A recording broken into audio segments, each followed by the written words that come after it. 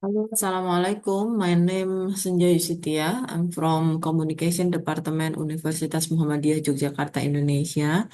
Me and my friend Tri Hastuti Nurohima from Media and Communication Department UMY, and also Muhammad Rokib Muhammad Sofyan from Faculty of Leadership and Management USIM Malaysia will be present our last research about discourse on female politician in media reporting in Indonesia.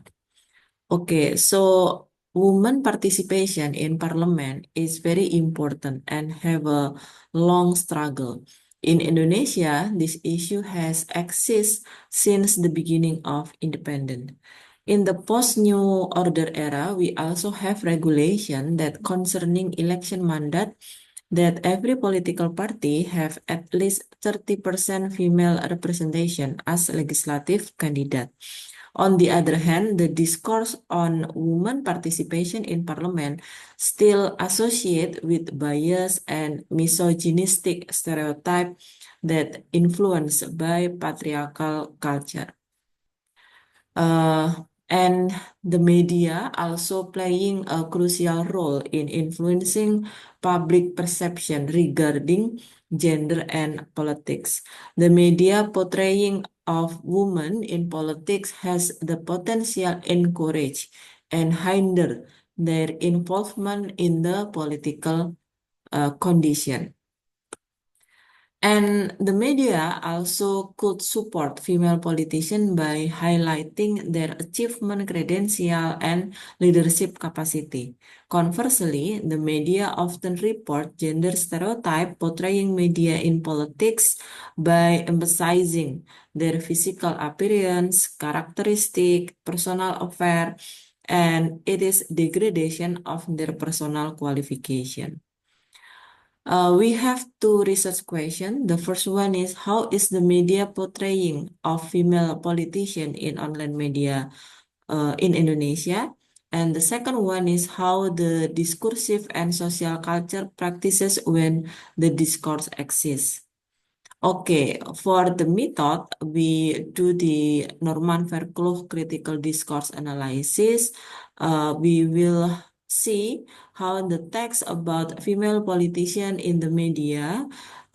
In this case, we choose kompas.com, republika.co.id, and tempo.co in the context Indonesia election 2024.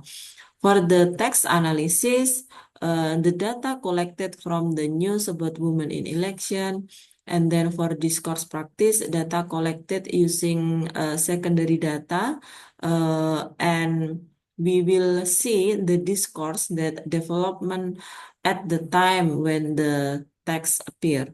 And for social culture level, the analysis and the data are from the library data or documentation that related to the discourse on women and politics.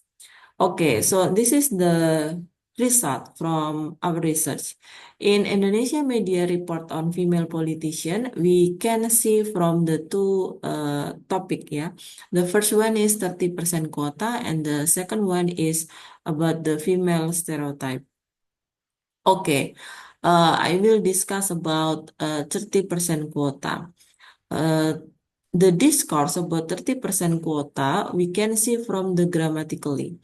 The 30% quota for female legislative candidate presented as part of the administrative fulfillment and the constitutional compliance and human rights. And this phrase serve as a nominalization used to reduce the involvement of female politicians to mere number.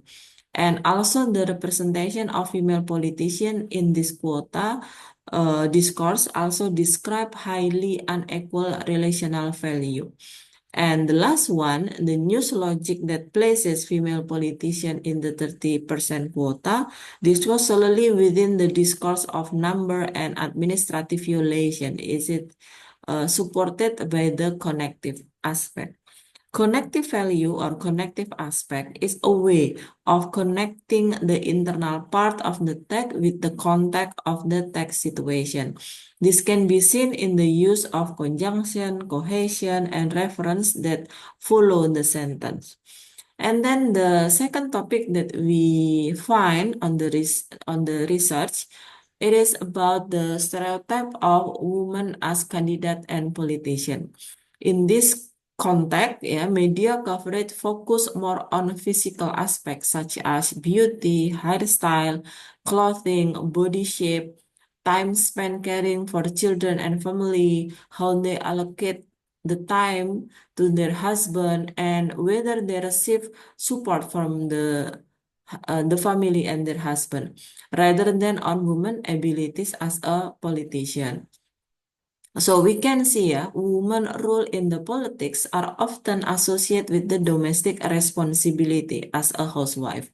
Women, in this case, face multiple barrier, both culture and competency based. And in Indonesia, we know the development of online media provides space for women. Human rights activists and gender activists use online and social media as a tool of the political struggle to eliminate discrimination against women, and also for producing narrative that counter demeaning, stigmatization, and discriminatory narrative.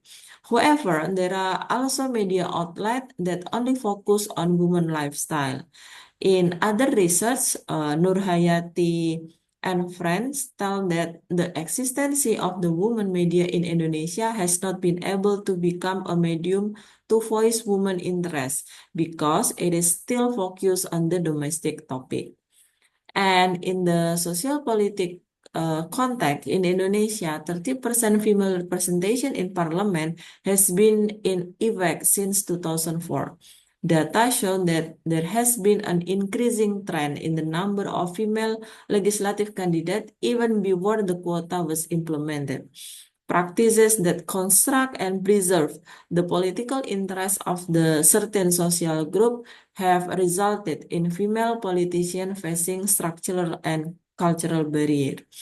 These structural barriers are evident in the increasingly faint affirmative support for the 30% quota amid political turmoil that focus more on issues perceived as a larger. The reluctance to adopt human rights has led to human rights being discussed as something that must be fulfilled by the state rather than a natural human right. And we also find that media also struggle to produce discourse about female politicians, particularly on the certain quota for female legislative candidates. Women issues are not primary focus, and the reluctance to highlight thematic news, preferring episodic reporting, make the media difficult for them produce more holistic knowledge. The media is conscious of defending women in the news that is very event-based, not issue-based. Comprehensive knowledge production failed to be achieved in issue-based. It is require deeper skill and awareness. In the three Indonesian media outlets that we researched, Kompas.com, Republika.co.id, and Tempo.co also show varying tendency, failing to provide space and attention to the issue of female politician in parliament, placing it in the more objective position. Instead, they focus on domestic issue, episodic news, and conflict-focused news. Okay, so this is our conclusion and also our last PPT. The two main discourse in the media regarding female politicians are the 30% quota in election and the stereotype of a woman as a candidate and politician. Female politicians are viewed as a numerical figure rather than a significant role. This kind of context shape society's subjective understanding of this reality. Female politicians are structurally and culturally disadvantaged, creating an unequal space for negotiating meaning. The presence of online media has allowed for greater freedom of discourse production. However, this has not significantly contributed to creating a more balanced discourse on the issue of female politicians in Indonesia. Human rights are not an ethical and political awareness, but rather a facility provided by the state. So this is our research. Thank you for the time. Assalamualaikum warahmatullahi wabarakatuh.